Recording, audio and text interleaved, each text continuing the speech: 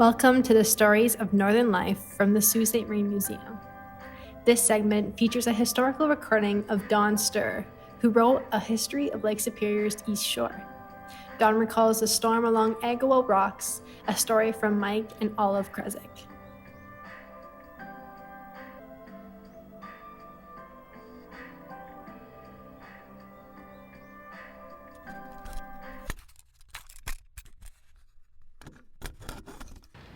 The Krezeks talked also about some of the storms, Mike indicating that the heaviest of the storms usually came the first 2 weeks in November,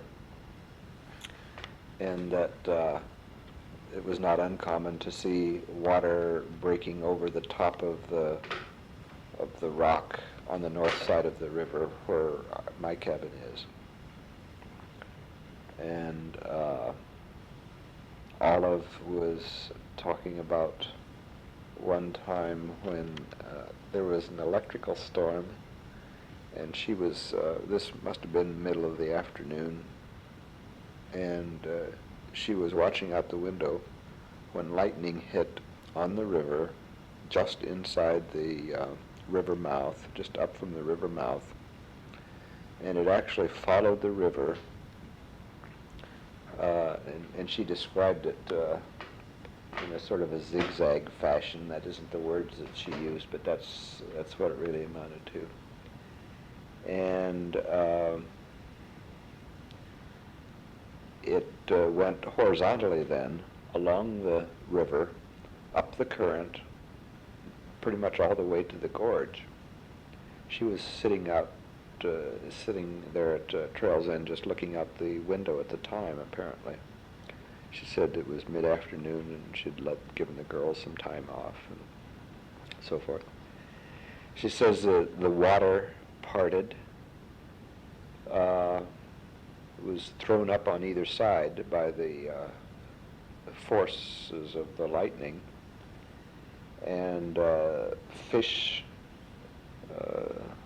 came out of the water, like as if they were thrown out of the water, and apparently were killed by the shock, and were floating belly up, and the gulls were swooping down and eating or picking at the dead fish. All of this from this lightning strike. They also mentioned one time when I believe it was a friend from Muskegon, and they had a boy, I think about 12 years old, by the name of Sandy from The Sound of Things, who was standing on the point out there at Trail's End, and was at a somewhat lower level than what the rest of them were, but still well above what they called the high water mark. In other words, it says it wasn't a real storm, but there was fairly good seas that were coming up onto the rock. But standing well above the high water mark, I thought there was no danger, and then all of a sudden there was this one large wave that came in that actually covered him, went over his head. And fortunately, he maintained his footing and stood there shaking off the water and came out of it okay. And this is apparently, this may be the kind of occasional, once in a long time kind of large wave that Olive said she had read about in a book called A Graybeard. And that she assumed that this then was a graybeard that came in at that time. They were both talking about sometime, well, was it in the 1960s, or I'm not sure I got a date on it, to tell you the truth. No, it must have been earlier than that, because it was back when, it had to be earlier. It was back when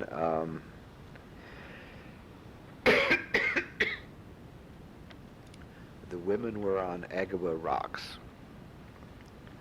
and the men were out fishing. As a matter of fact, I think probably at that time, Mike was up at Gargantua. And the water receded so that Agawa Rocks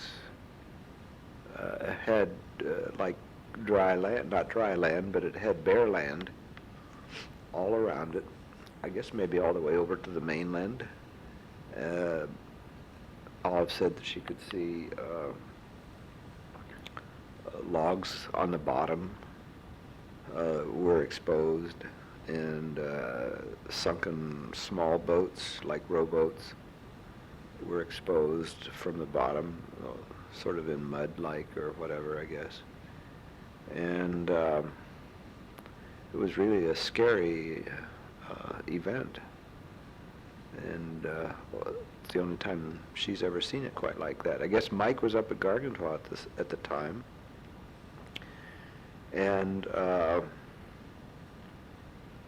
he and Alec were up there. And for instance, the Columbus, of which you can usually see only the boiler, was completely exposed, other than what was below the mud line or the whatever that it had sunk into. And apparently, he said that the waters sort of came back in and then receded again, and might have done this 2 or 3 times. And he and Alec were kidding about the possibility of going out and collecting coal from the Columbus. But apparently, since neither of them could swim very well, why they didn't want to risk that. But it was certainly a very unusual event from the sound of things, and it must have been widespread on the East Shore, I suppose.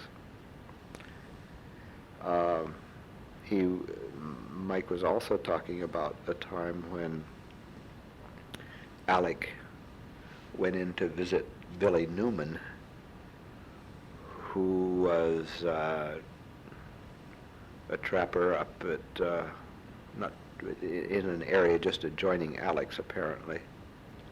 Billy Newman was a violin maker. I think Harry Busnow's letter refers to that, probably, in some of Pearl's conversation.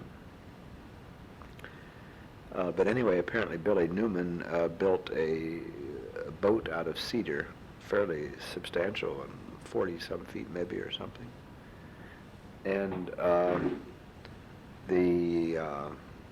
he waited, and Billy Newman waited for a time when the water was higher than normal to get his boat out of that cove where it was that he had it